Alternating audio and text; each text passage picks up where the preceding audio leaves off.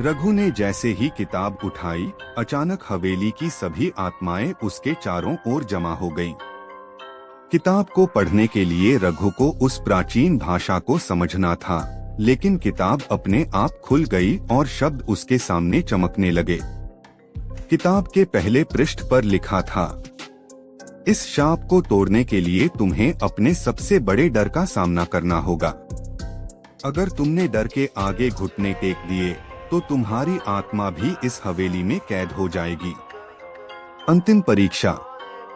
रघु ने किताब के पन्नों को पलटा और जैसे ही उसने अंतिम मंत्र पढ़ा, हवेली की दीवारें कांपने लगीं।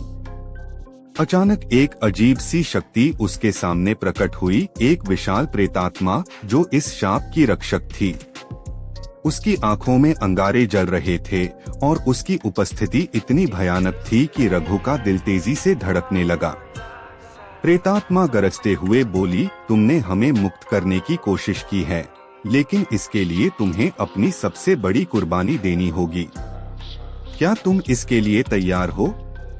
रघु ने साहस से कहा, अगर मेरी कुर्बानी से तुम सभी आत्माओं को शांति मिलती है तो मैं इसके लिए तैयार हूँ। प्रेतात्मा हंसते हुए बोली, तो तैयार हो जाओ अपने सबसे बड़े डर से सामना करने के लिए। अब रघु को इस अंतिम परीक्षा से गुजरना था। क्या वह इस भयानक शक्ति का सामना कर पाएगा? क्या वह आत्माओं को मुक्त करने में सफल होगा? अगले भाग में जारी।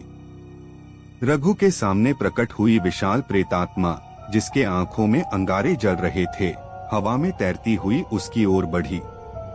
उसकी गहरी और गूंजती हुई आवाज रघु के दिल में डर का संचार कर रही थी।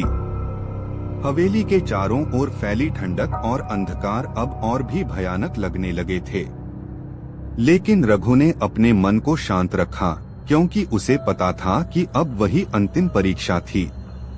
प्रेतात्मा ने गरजते हुए कहा, तुम्हें अपने सबसे बड़े डर का सामना करना होगा। यह डर तुम्हें अपनी कमजोरी से परिचित कराएगा। अगर तुमने इसे हराया तो तुम शाप को तोड़ने में सफल होगे, लेकिन अगर तुम हार गए तो तुम्हारी आत्मा भी इसी प्रेतों की दुनिया में कैद हो जाएगी। भय की उत्पत्ति। रघु के चारों ओर का माहौल तेजी से बदलने लगा। अंधकार गहराने लगा और उसके सामने धुंध से एक छवि उभरने लगी। यह छवि कोई और नहीं बल्कि रघु के बचपन का सबसे बड़ा भय था, एक बूढ़ा साधु जो उसके गांव के बाहर झोपड़ी में रहता था। रघु जब बच्चा था तब वह साधु उसे कई बार डराया करता था और उसे अपने पास बुलाता था। रघु ने कभी उस साधु का सामना नहीं किया, लेकिन उस घटना ने उसके दिल में गहरे डर को जन्म दे दिया था। अब वही साधु जिसने सालों पहले उसके मन में डर पैदा किया था, उसकी आंखों के सामने खड़ा था। साधु की आंखें लाल हो गई थीं और उसके चेहरे पर भयानक मुस्कान थी। वह धीरे धीरे रघु की ओर बढ़ते हुए बोला, तुम आज भी मुझसे डरते हो रघु? क्या तुम इस डर से कभी मुक्त हो पाओगे?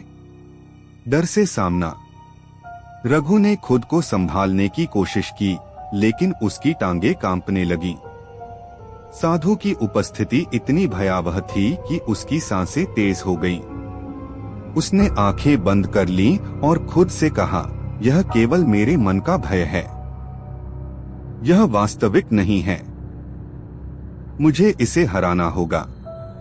साधु ने अपनी आवाज को और भयानक बनाते हुए कहा, तुम मुझसे भाग नहीं सकते। तुम अब मेरी दुनिया में हो, जहां डर तुम्हें हमेशा घेरता रहेगा। लेकिन रघु ने इस बार अपने मन की शक्ति को मजबूत किया। उसने आंखें खोलीं और साधु की ओर दृढ़ता से देखा।